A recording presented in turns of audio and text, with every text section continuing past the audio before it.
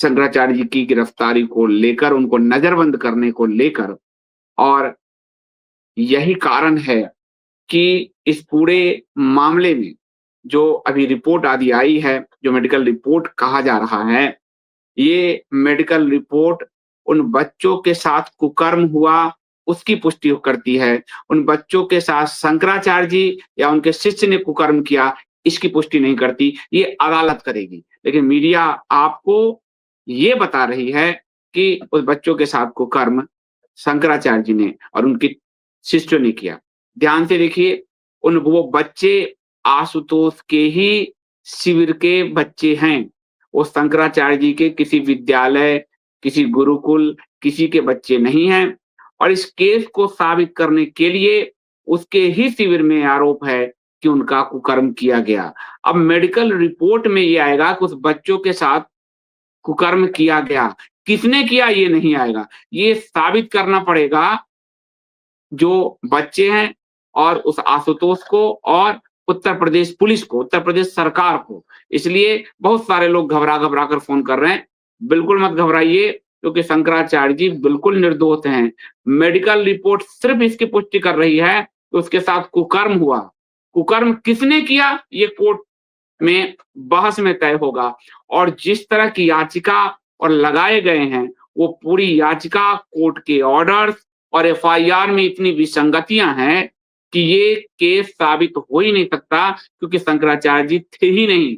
जिस जिस समय का घटनाक्रम बताया गया, एक जगह नहीं, दो जगह नहीं, दो जगह नहीं, तीन जगह नहीं, किसी तरह से घटनाक्रम को जोड़ा गया है, उसमें शंकराचार्य जी मीडिया के सामने बैठे थे।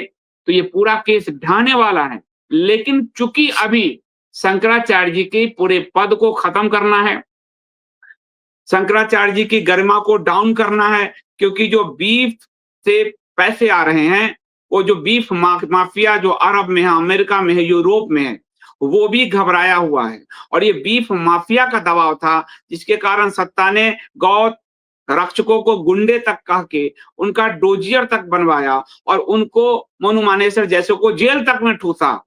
एक बहुत बड़ा इंटरनेशनल रैकेट है जिससे शंकराचार्य जी टकरा रहे हैं। और उस इंटरनेशनल रैकेट में भारत की सरकार, भारत के राज्यों की सरकार एक बहुत बड़ा मोहरा है।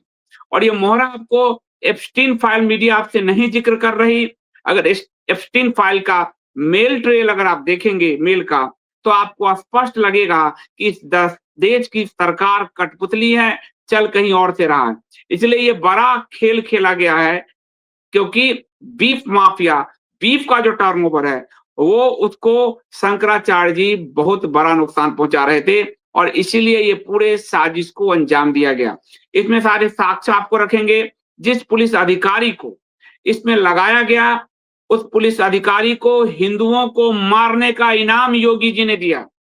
हिंदुओं को कुंभ मेला में मारने का, भगदड़ में मारने का इनाम दिया। यानी वो योगी का गुड कॉप है।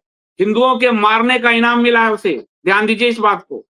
साथ ही उस पुलिसकर्मी पर क्रिमिनल रिकॉर्ड है, उसके उसके खिलाफ जांच हुई। क्रिमिनल रिकॉर्ड, इनकाउंटर्स के आर में क्रिमिनल रिकॉर्ड, ट्रांसफर पोस्टिंग की आर में क्रिमिनल रिकॉर्ड। और उस पुलिसकर्मी के खिलाफ जिसने रिपोर्ट दिया, जिस अधिकारी ने, उसे भी योगी जी ने हटा दिया था।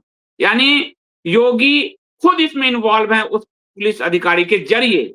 और वो पुलिस अधिकारी शंकराचार्य जी आपको तस्वीर दिखा चुके हैं कि वो हिस्ट्री सीटर आशुतोष का के साथ उसकी साठ गांठ है, जब वो शामली का एसपी था और ये शामली का हिस्ट्री सीटर था।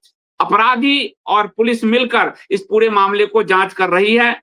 और अभी तक बच्चों को पुलिस की कस्टडी की जगह उस अपराधी के कस्टडी में ही रखा गया, ताकि बार बार उसका कुकर्म हो, ताकि ताजे घाव मिले और फंसाया जा सके। एक बहुत बड़ा साजिश रचा गया।